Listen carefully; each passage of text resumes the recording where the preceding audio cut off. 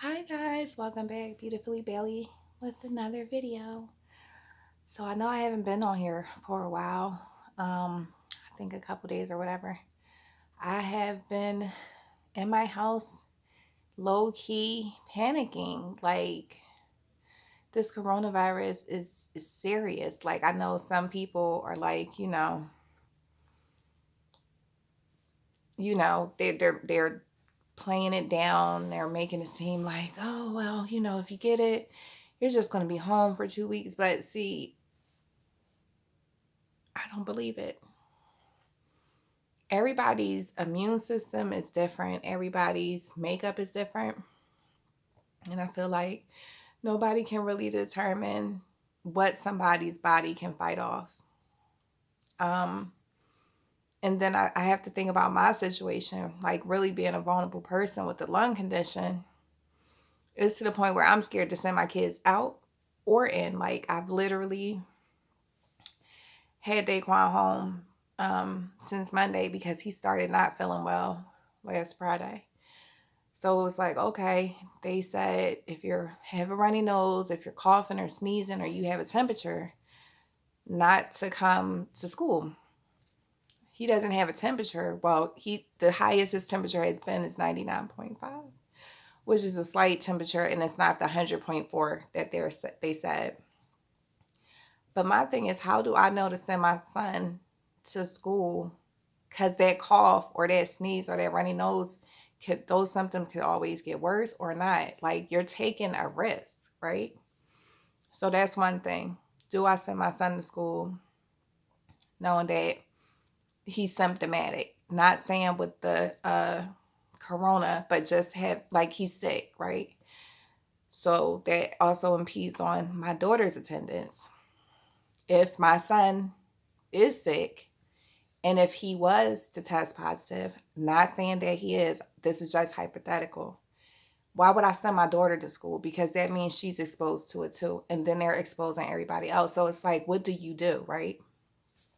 Then the other side is, say neither one of them have it. Daquan just has a cold or allergies, and they go to school and they get it and they bring it back home. Like, I'm not going to lie. I don't think that I could fight that off because I'm still struggling with a cold from December. Like, this would be the wrong time for me to get sick. Ultimately, for me, it's about keeping my family safe. I can't really go off of what the administration is saying or anything like that, because I look at it like this. If the higher ups get sick, it's not saying that they'll be able to save them, but they're going to get the best medical treatment possible. Everybody doesn't have access to that same level of care. So if you know this, then that's why I'm in this mind frame. Like, what do I need to do to protect me and mine, right? So I emailed the school, like, listen, this is my situation. I don't want anybody to get sick if we're sick, and I don't want us to get sick if somebody else sick. So what do you do? They've already said if you're vulnerable, stay home. So what did I do? I tried to do everything that I possibly can. Like, ultimately at heart, I try to be a survivalist. Like, that's been my whole MO. I did, like, stock up on food, canned goods and stuff like that. And I thought about every single thing that my grandmom used to have in her cabinets when we were younger. Because if you think about it, the older people, they always plan for times like this. You probably can go into your grandparents' basements now, your older aunts or whoever, and you would probably find canned goods and stuff in their basement because they always prepared for times like this. So I always thought that I was thinking about all the old timey stuff that my grandma used to have, like bouillon cubes, things like that. Just having that type of stuff in the house, canned fish. It's not this type of stuff that we would eat now, but it's survival struggle food type stuff. I tell my kids, don't touch it. That's the backup to the backup to the backup. Don't touch it. That's the last resort food. So I went and stocked up on last resort stuff, because I don't know how long this is going to last. I don't know when this is going to blow over. I don't know if it's going to get worse. And I feel like as a mother, I still have to protect my kids. And it's like, okay, I have to think about this logically. Say I do get it and something happened. At least they're not in here hungry. I know somebody's probably like, that's the thing you're worried about. It's not that, but it sucks to be sick and you don't have any food. Like, I'm just praying for everybody. I'm hoping that everybody can either beat it, not get it. It'll blow over soon. Somebody will find a cure or whatever. But as of right now, I just feel like being on lockdown. I want to lock my family in this house, and I don't want us to leave, and I don't want us to go out.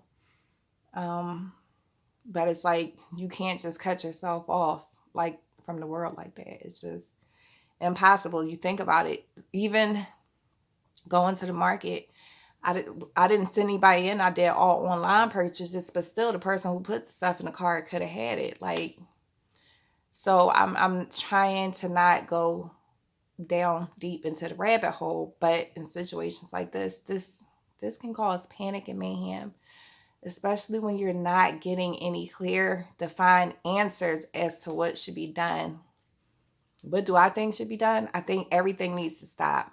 I think businesses, do whatever you need to do to make sure that people are still financially stable once they're home, because if we can find billions of dollars or millions of dollars for things in this country that we don't want, i.e. walls, then we should be able to find money to keep people home from work so that they don't have to struggle financially, and allow people to stay home, stop all the movement, stop all the mail, stop everything until this thing kind of blows over, because we really don't know how it's transmitted. They're saying through cough and sneeze and this and other.